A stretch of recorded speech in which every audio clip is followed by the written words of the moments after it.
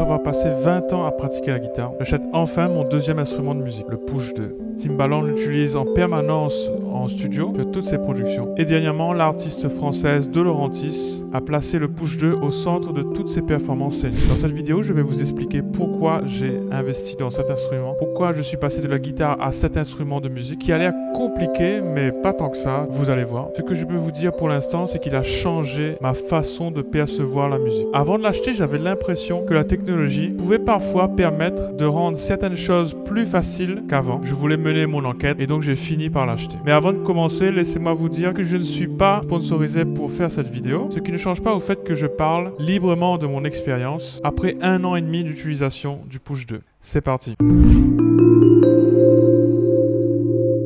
Alors voilà comment se présente un petit peu le Push. Donc on peut voir qu'il y a des pads, donc on appelle ça des pads de couleur et des pads qui sont tout blancs et des pads qui sont éteints. Donc c'est très simple, les pads de couleur correspondent tout simplement à la tonique de la gamme qui est sélectionnée. Donc là ici notre gamme est la gamme de Do majeur et donc si je joue,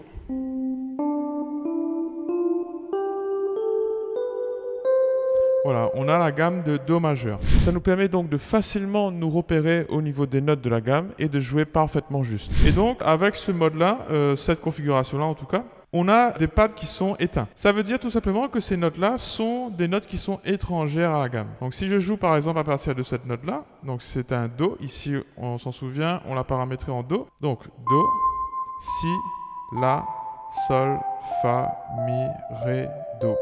Et si on veut un Do dièse, on va jouer le pad qui est éteint. Voilà, et donc toutes les autres pads qui sont éteints sont des notes qui sont étrangères à la gamme. Et ce qui est vraiment très puissant avec le Push, c'est qu'on peut changer la disposition. Et là, je vais changer le mode, voilà. Maintenant, tous les pads sont éclairés. Et on a toujours ce même code couleur, donc les notes qui sont colorées ici en vert clair sont toujours la fondamentale de notre gamme qu'on a sélectionnée. Donc ici, c'est un Do. On aura les autres notes qui seront les notes qui vont compléter la gamme de Do majeur.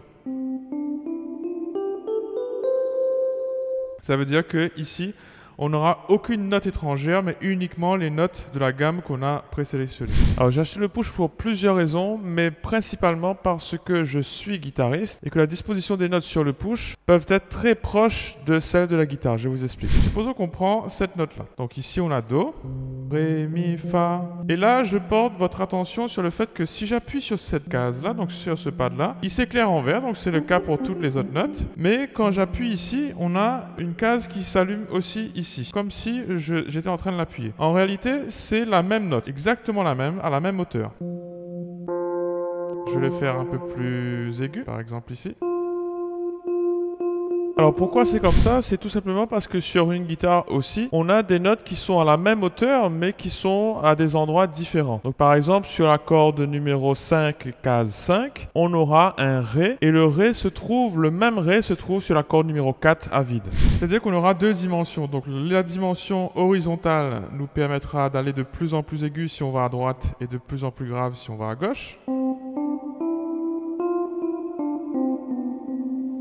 Et si on monte sur cette disposition-là, on va avoir des notes de plus en plus aiguës en haut et de plus en plus graves en bas.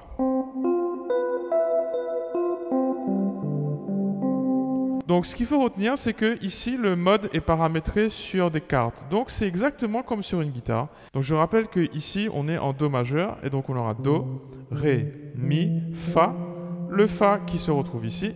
Et donc, Do par rapport à Fa, c'est une relation de cartes, comme sur la guitare. Donc, de Do à Fa, on change de corde sur la guitare, et donc ici, on change de ligne. Donc, cette note-là est la même que celle-ci, donc c'est un Fa. Fa, Sol et La. Alors, sur la guitare, ce qu'il faut se rappeler, c'est que la guitare est accordée en quartes. Ce n'est pas le cas entre la corde 3 et la corde 2, qui est une relation de tierces. Mais sinon, entre toutes les autres cordes, il y a une relation de quartes. Donc, entre Mi et La, entre La et Ré, entre Ré et Sol, entre Sol et Si, on a dit que c'était une tierce, et entre Si et Mi, c'est une relation de quartes. Alors, je vais prendre un exemple ici qui est très bien connu des guitaristes, c'est la gamme pentatonique. Donc, si je vais sélectionner ici notre gamme pentatonique, je vais la chercher, hop, ici, donc mineur pentatonique, voilà. Et on va aller chercher le La. Donc là, ici, toutes les notes qui sont colorées sont devenues un La au lieu d'un Do. Donc ici, on a notre La. ici aussi, etc. Donc là, tu peux reconnaître que par rapport à tout à l'heure, je vais le revenir sur le mode d'avant, on a un certain nombre de pads qui est éclairé. Et là, si on va sur le mode pentatonique, on en a un peu moins. Donc forcément, parce que on n'a que 5 notes dans cette gamme-là par rapport à la gamme majeure qui en a 7. Donc si on l'a paramétré de cette façon, donc là, on joue notre gamme pentatonique. Et si on se réfère aussi à une vraie guitare, on aura donc cette ligne-là, supposons que cette ligne-là, dans notre esprit, sera la corde numéro 6, donc la corde la plus grave sur la guitare. Et cette note-là sera la case numéro 5. Donc sur la corde 6, case 5, on aura un La. Et ici, donc, on pourra visualiser la gamme de La mineur pentatonique de la première position. Si on fait ça sur la guitare, donc ici, on rappelle, donc on est sur la corde 6, case 5. Ici, on est sur la corde 6 toujours, mais case 8, donc 5, 6, 7, 8. Ici, case 5. Ici, case 7. Case 5, case 7. Donc ici, c'était la corde 6. Ici la corde 5 et ici la corde 4. Alors pourquoi j'aime beaucoup aussi le push et je m'en suis procuré un, c'est que je peux avoir une infinité de sons grâce au logiciel avec lequel il est connecté. Alors donc le push est une surface de contrôle qui va contrôler presque entièrement tous les paramètres du logiciel donc Ableton Live et donc il est conçu spécifiquement pour ce logiciel. Et par conséquent donc si le push a besoin d'un ordinateur pour fonctionner avec le logiciel Ableton Live, il faudra donc prévoir une licence de Ableton Live pour le logiciel et aussi le prix du push. Donc ça fait vraiment assez cher cumulé. Mais vous avez après un outil très puissant qui va permettre de créer beaucoup de choses musicalement sans regarder l'ordinateur à chaque instant. Le fait qu'on peut manipuler des sons différents, par exemple je vais aller sur ce son là. Voilà, donc ça c'est un son qui est généré par le logiciel. Ce qui a changé par rapport à tout à l'heure, voilà, c'est uniquement la couleur ici. Donc la couleur, c'est vraiment juste pour notre confort. On peut changer ça, on peut le mettre en orange, on peut le mettre en bleu, un petit peu comme tout à l'heure, en vert clair. On va le remettre comme ça, par exemple. On a des petites choses aussi en haut, c'est ce qu'on va voir un petit peu. Donc je ne sais pas si tu le vois précisément, mais il y a plusieurs petits boutons autour du push et tout en haut aussi, il y a des boutons rotatifs, donc des potentiomètres qui vont permettre d'agir aussi sur le son. Donc on va faire un peu le tour maintenant du push. Donc tout en bas ici, on a un bouton de lecture. On a le bouton d'enregistrement, justement si on veut enregistrer un passage qu'on est en train de jouer. Alors je vais essayer d'aller vite et ne pas trop m'attarder sur chaque point. Un bouton d'automation, un bouton qui va permettre de fixer la durée de notre enregistrement à l'avance. Ça c'est très pratique. Donc on a la fonction duplicate qui nous permet tout simplement de dupliquer une partie qu'on a enregistrée. Donc on aura comme fonction accessible facilement donc delete et undo, donc supprimer et retour en arrière, donc annuler l'action qui vient d'être lancée. Donc c'est comme commande Z ou CTRL Z sur PC, sur Mac ou PC. Ensuite on a le tempo qui sera sur ce potentiomètre là. Donc il y a une série de potentiomètres qui est en haut. Donc les potentiomètres qui sont là-haut sont, je vais revenir ici sur cet instrument par exemple, on a donc chaque potentiomètre ici est affecté automatiquement à des paramètres bien spécifiques de l'instrument. Donc par exemple celui ici qui est tout à droite, c'est très simple, c'est le volume. Donc on peut agir très facilement sur les paramètres de l'instrument. Voilà. Et si on veut aller plus loin encore, on a d'autres paramètres dans les fenêtres ici et on peut modifier énormément de choses. Donc je ne vais pas rentrer dans ces détails-là. On aura ici tout en haut à droite donc le potentiomètre du master. Donc c'est le volume général de tout ce qui se passe dans chaque instrument. Donc c'est vraiment tous les sons. Donc si on continue, on aura la possibilité donc, de rajouter des pistes, donc c'est-à-dire des instruments par exemple. Ici, rajouter un effet ou des effets audio ou MIDI. Ici, on aura la possibilité d'aller précisément dans le mix, dans les clips, etc., charger des nouveaux sons et ainsi de suite. On a quelques flèches directionnelles pour se déplacer. Touche repeat, ça veut dire que quand on appuie dessus, on va répéter la note qui est appuyée. Voilà, au lieu de faire ta-da, ta-da, ta-da, il le fait pour nous. Selon un débit qui est un débit musical, donc ici c'est à la croche.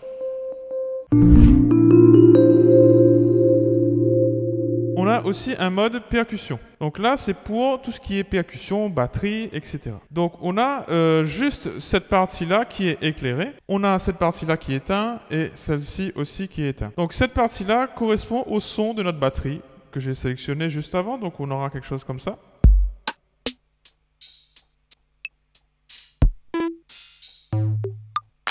Voilà, on a quelques sons de percussion. Et du coup, les autres parties qui sont éteintes nous servent à quelque chose.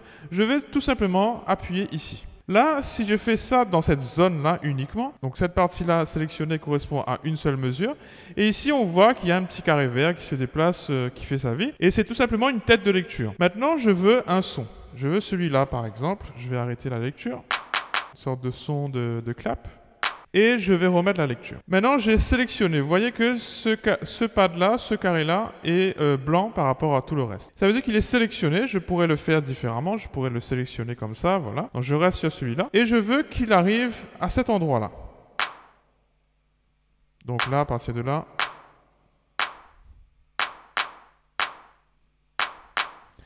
Tout ça est paramétré par rapport à un tempo.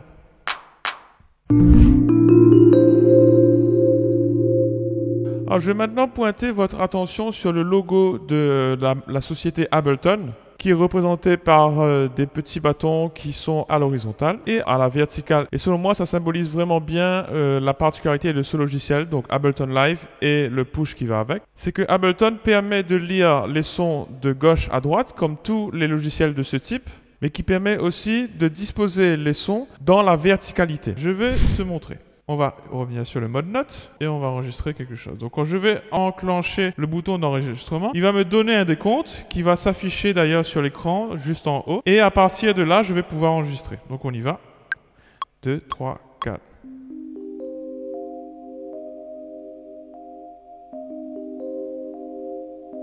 Voilà. Mais si on repart dans le mode session, on a un clip qui s'éclaire comme ça, qui s'illumine. Et si on veut l'arrêter, on appuie dans une zone vide. Donc voilà la verticalité en question de l'instrument. Et il va arrêter tout ça. Si on veut un autre enregistrement, je reviens ici. Donc pareil, on va le faire sur une mesure.